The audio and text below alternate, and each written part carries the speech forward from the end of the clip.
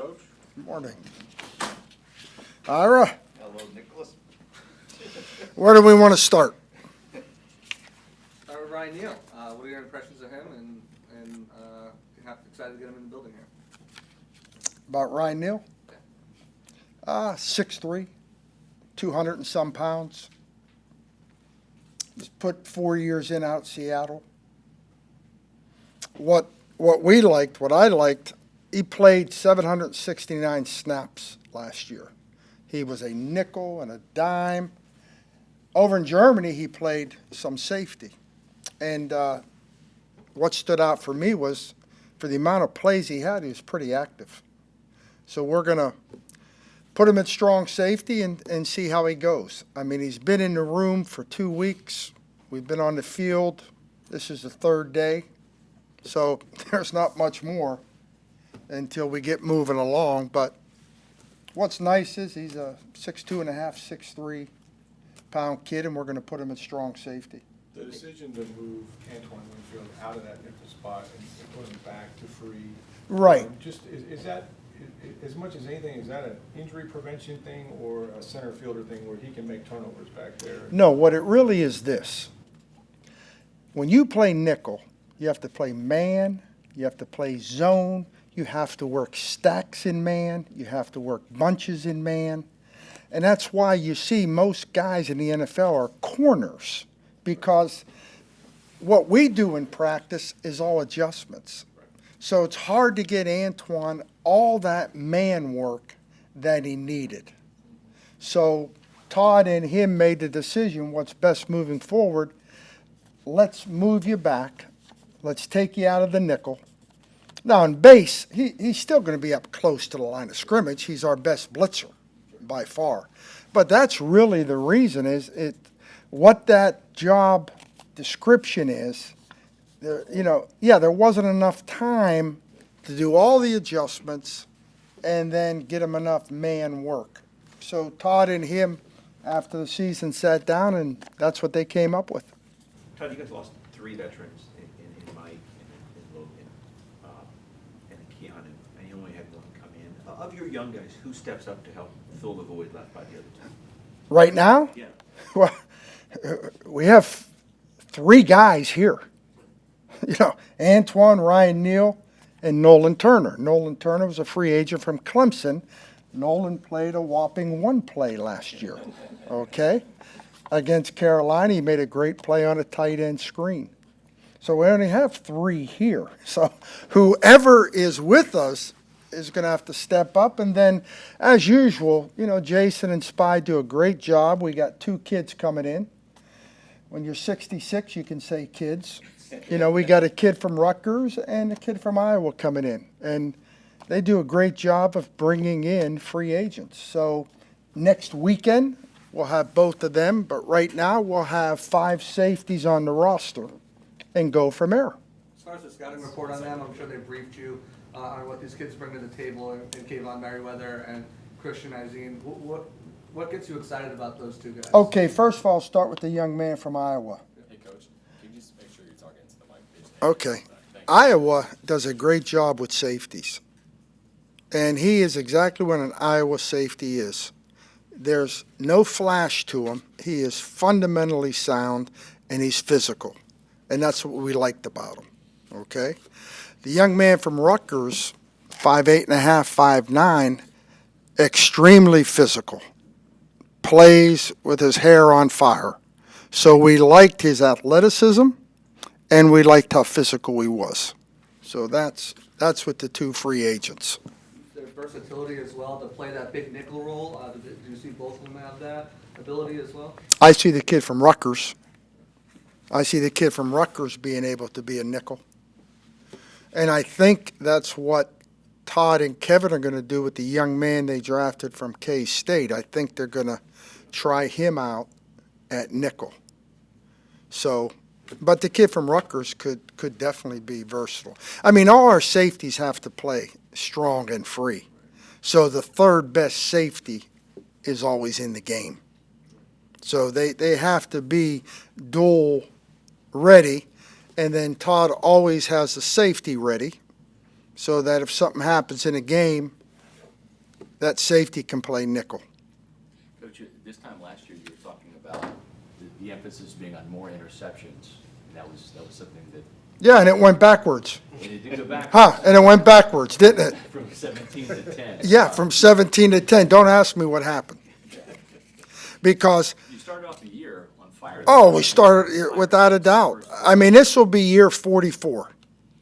And all I can tell you is, I don't want to give you a cliche, but I'm going to give it to you. They come in bunches. You know, it's the same kids that were playing the last 3 years. So why didn't we get them? I couldn't tell you. They come in bunches. You're right. We started off like gangbusters. And that's still, you know, Antoine was in today. He was in Monday. And that's still what I emphasize with Antoine is let's get the football. He says, I know, Coach. I know, Coach. I know, Coach. So hopefully we will get back to where we were able to get the football. Nick, during practices, your focus obviously is on your guys. How are your guys doing? Correct. But I'm going to ask you, during the last couple of years, what have you noticed about Kyle Trask and how he's getting better out there? Boy, Ira, I mean, being a novice at quarterback, I think the kid does everything that the organization asks him to do. And I think at this point, Ira, there's only one way you get better, and you go out and you play. And then at least you have something to go on. But I think the kid's a good kid. He works in practice. He throws a good football. But besides that, I'm such a novice. I really Notice couldn't. anything about his demeanor? His Oh, attitude? he's a great kid. He's in the building. Coach, how you doing? You know, I think he's a smart kid. I think he was like a sponge around Tom. And at some point, and I think that's what the organization's doing, it's time to say, hey, let's go. It's your time. I think the kid's a good kid. At practice, he always works. I don't see him mope around. I think he took advantage of being behind Tom. Who wouldn't? You mentioned trying Josh Hayes out of Kansas State at Nickelback. I don't know how much college tape you watched of him, but what did you see from him? I know he played both corner and safety in college. He played 6 years. He played 6 years with the COVID. They gave him another year. Yeah, he played 6 years.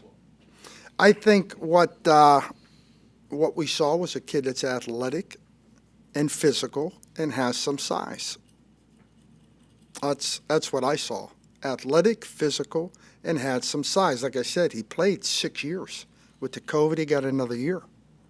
I mean, that's coming into football now, right? These guys that had the COVID year are now coming into the NFL. Just in terms of game experience, I mean, how much, you know, some of these guys may only play 2 years and then they're in the NFL. Correct. After Correct. junior year. How much does that help in terms of what you know what you're getting? And they've had that much game experience maybe at a high level. Well, you hit the good point. If I look at a kid that has 40 games under his belt, I can say, you know what, this kid is able to do this. Yeah, you know, the more evaluation. If you see somebody that has 20 games under their belt, you know, so the more, the better. Yeah. But he played 6 years of football. So When you're coaching a room that has so many new people, whether it's free agents or draft picks, what's the most challenging part of just coaching that whole group? imparting the information. And just like a teacher, by the end of two-a-days, by their body language, I'll know exactly if they're getting it or not getting it. I'll know if they're stuck. I'll know. That's the biggest thing. Anytime you get a new classroom, you have to learn their personalities because everybody learns different. This guy gets embarrassed if you point him out all the time. This guy doesn't care if you point him out all the time. At the end of the day, I have to be able to impart the information to make that young man better. So it's just knowing the person. And then you can teach a lot better once you know that person. That's the biggest thing. Now, the thing that you like about that is when they don't have a lot of experience, you can really work on their technique of how you want it. Like if you get last year when we got those vets, you're not going to change how a vet does things after 10 years. Whatever he was doing kept him in the league. So you give him adjustments. But, you may want him to back and break different, but that kid's been backing and breaking for 10 years the way he's doing it. With young guys, you can kind of mold them a little bit. Coach, can we talk about Nolan Turner's growth from coming in here, learning the NFL game, and then just making that one play that he had last year? Nolan is extremely intelligent. He's out of Clemson. What jumped out on us and jumped out on Todd, with Todd, you can't have unintelligent kids playing back there. That's just our system. Nolan's very intelligent, works hard, keeps his head down. He's going to get an opportunity. And that's why we kept him. And because of the NFL rule where you can't bring people up, we went into Atlanta that last game. Winfield played the whole game. We didn't have any safeties, but we couldn't bring Nolan up. That would have been a great game to bring him up. But his intelligence, his work ethic, really good. All right, that's all. Thanks, Coach. You're welcome. Always good.